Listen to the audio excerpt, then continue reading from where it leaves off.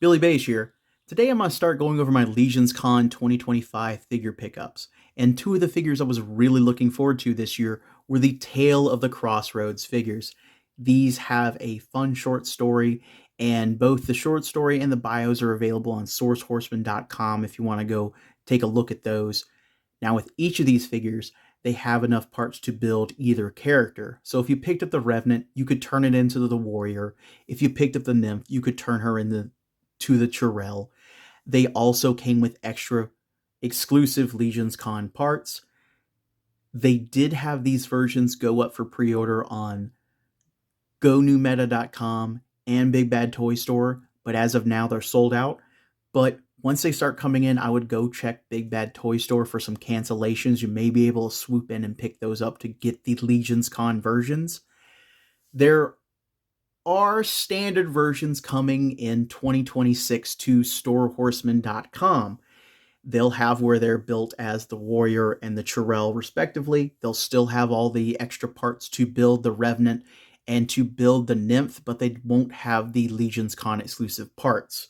Now, what time in 2026 is kind of like question mark there, because they will have the Rising Sun wave come into their warehouse by then, have where they're busy shipping that out.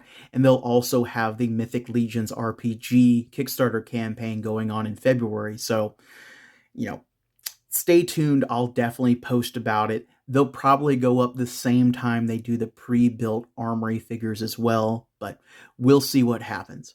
Now, let's take a look at the Revenant.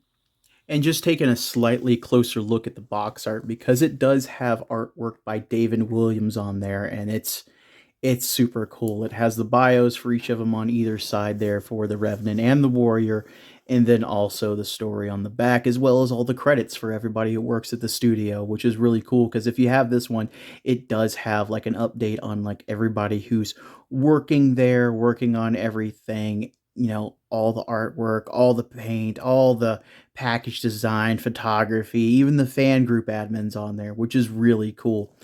Now, let's go ahead and get him out of the package and take a look at all these parts, and just also just go over what's exclusive and what's not before everything. And here's everything out of the package. This is all the stuff that you will get with the Legionscon exclusive version of this.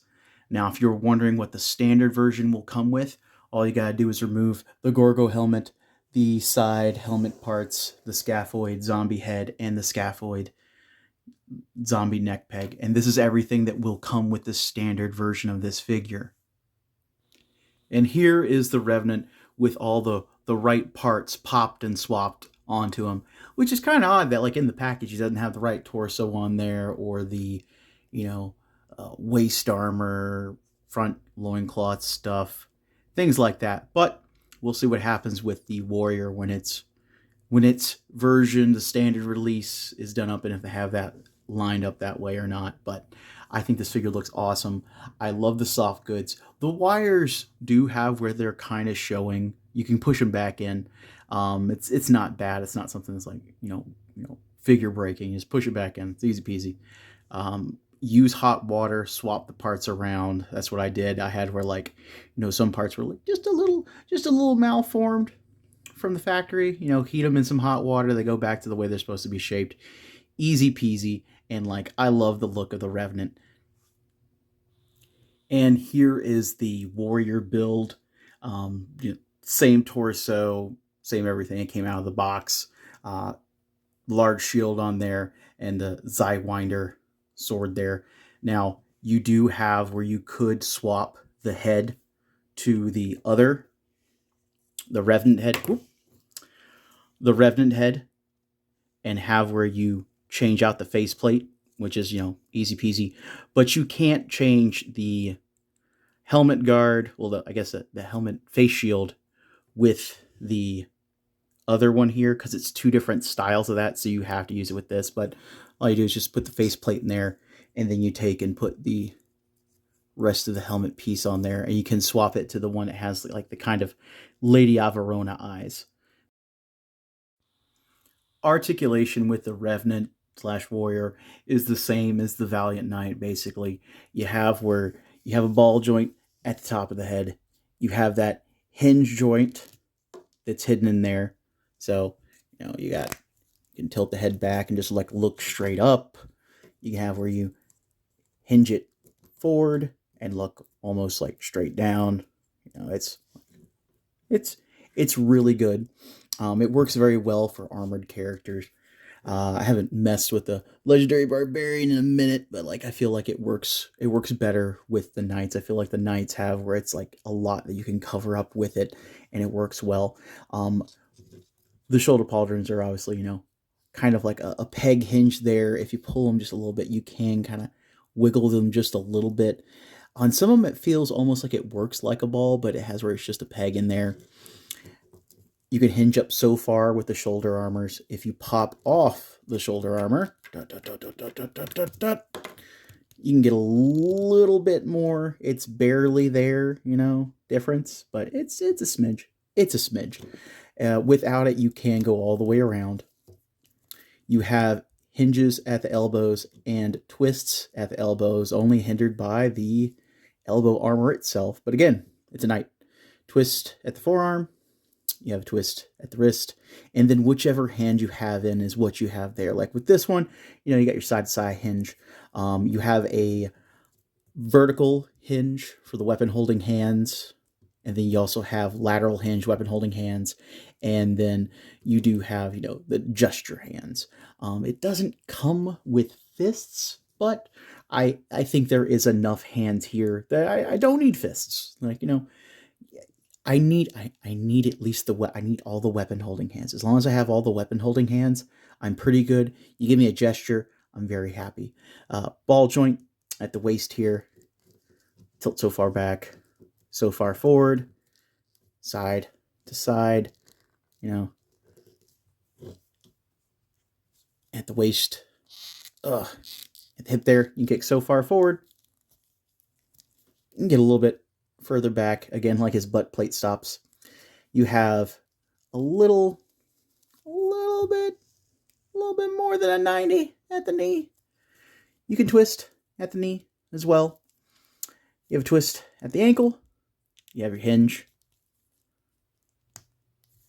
And then you do have that ankle rocker, and the ankle rocker is really good on these. So yeah, you have a ton of articulation for an undead knight. Oh yeah. This goes up and down too. Woo! And I really like him. I like the Revenant. I like the way he looks. I like that I basically have a knight ready for Dark Souls, or a Soulsborne game out of the box. He's just ready to go. It's pretty cool. And the only like real comparison that I really want to do here is between the Revenant and Urza 2. I don't know where I heard it at some point. I was under the impression they had the same kind of armor paint, but the Revenant has where he's more of a gunmetal there. And then with Urza, there's just like a hint of bronze in his as well. They're both dirty looking, grungy, stuff like that. But Urza has where he's just it's gotta be like a smidge of bronze in there. Because like if I pull it closer here, and it could focus, you get a little bit more light. Let me get a little light on there, just a little. Maybe it won't be super reflective crazy. Yeah, you can kind of tell it's more of a gunmetal on the Revenant, and then just a hint of like bronze and stuff in there, just some sort of dirtier, darker color. So yeah, just wanted to pass it on just in case you were under the same impression. I don't know, like I'm always going. So you hear some things, or maybe you mishear some things, but just in case you did too. So do I think you need to go out of your way to try to get the Legionscon version of this figure? The price it was on Go New Meta and Big Bad Toy Store, I believe, was $85. And at Legionscon, it was like $55, I believe, off the top of my head, $50, $55. I do not think this figure is worth another $30 after the con to try to get the Gorgo head and the Scaphoid head in the neck. I don't think it's worth $85. It is definitely worth the $55 to $50 there. It'll be fantastic as a standard release next year on Store Horseman. Like, this thing just screams everything that I'm into with, like, Elden Ring and Dark Souls, and just it's it's on point with that. It's a distressed looking figure already. I love it for that price. For 85, I'd save that $30, guys. Just saying. But tell me what you think down in the comments below. Did you get it from Legionscon? Did you get it from somebody who went to Legionscon? Did you pick it up from Go New Meta or Big Bad Toy Store? Or are you waiting for the standard release?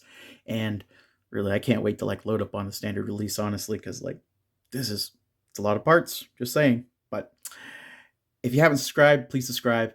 I'll see you in the next video. Moving on to the nymph and the churl, guys. Later.